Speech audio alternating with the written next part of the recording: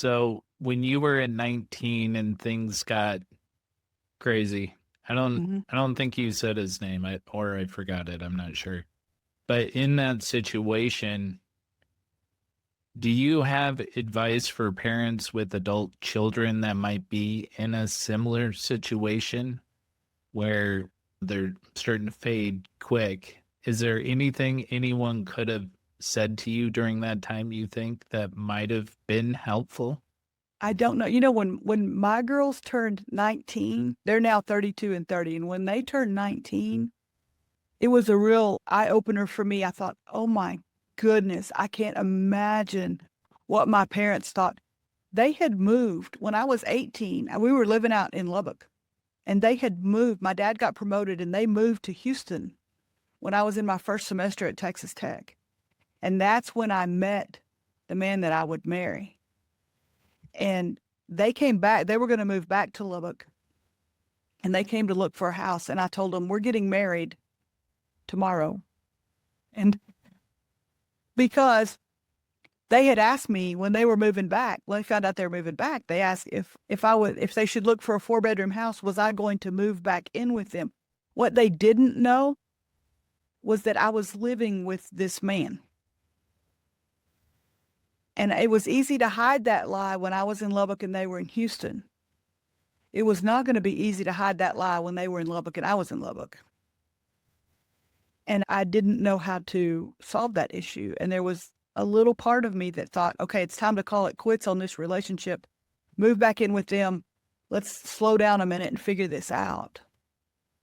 But he and I got into an argument about that, and we settled it by going down and getting a marriage license and getting married the next day. So, you asked a question about what should parents do? Pray and pray. I don't I wish there were magic words that I thought if somebody had said this, it would have changed my mind. I don't know that anything would have deterred me at that point. If I can be real vulnerable here, I thought I had already slept with him, so I thought I had to marry him. That was the only way I could fix it. Yeah, makes sense. And I don't know. I didn't consult my parents about that at all because I didn't want them to know what I had done. Um, I don't know that I would have listened to any. Now, the second time when we got married, my best friend told me as I was about to walk through the door and to the justice of the peace and to him who was waiting there for us to get married the second time, she told me, she said, "Michelle, you know, you don't have to do this." And I ignored her. I would guess as parents is if we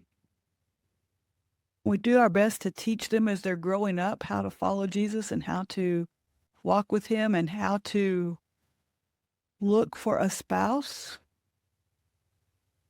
or how to, I don't know. I was told, the only thing I was told about finding a spouse is when you know, you know.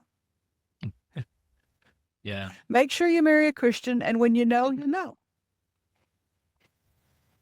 And Yeah. maybe, if you see those red flags that your kids don't see, maybe you can point them out, but I don't know that I would have listened. Yeah. I get that. We have a almost 18-year-old daughter, and I noticed back when she was, I think, 12 or 13, Mhm. and that independence started brewing. We had split homes. So it's technically my wife's daughter from her previous marriage. But, anyways, I feel like I spent the first 12, 13 years laying a foundation.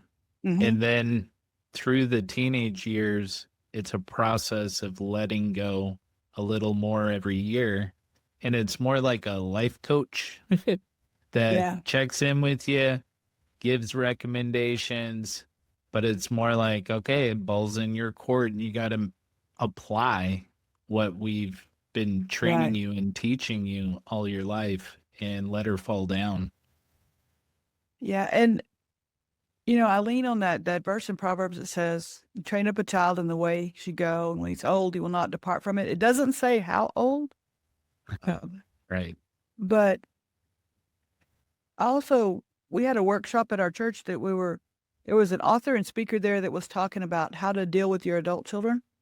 And he said, when your adult children, when they start to do things that are against what you've taught them, he said, don't make every conversation about that topic. And he used the example of if your adult child is living with somebody they're not married to. Yeah. He said, keep the communication. He said, keep the welcome mat out and your mouth shut. He said, you've got to try to keep the line of communication open. He said, but don't make every conversation about how they're not meeting your standards. Yeah.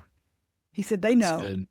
He said, they Yeah. haven't forgotten. He said, so ask them how their day was. Ask them how their job is going. Ask them, try to keep that relationship existing without making every conversation about what they're doing that's not matching up what you've taught them. That's good.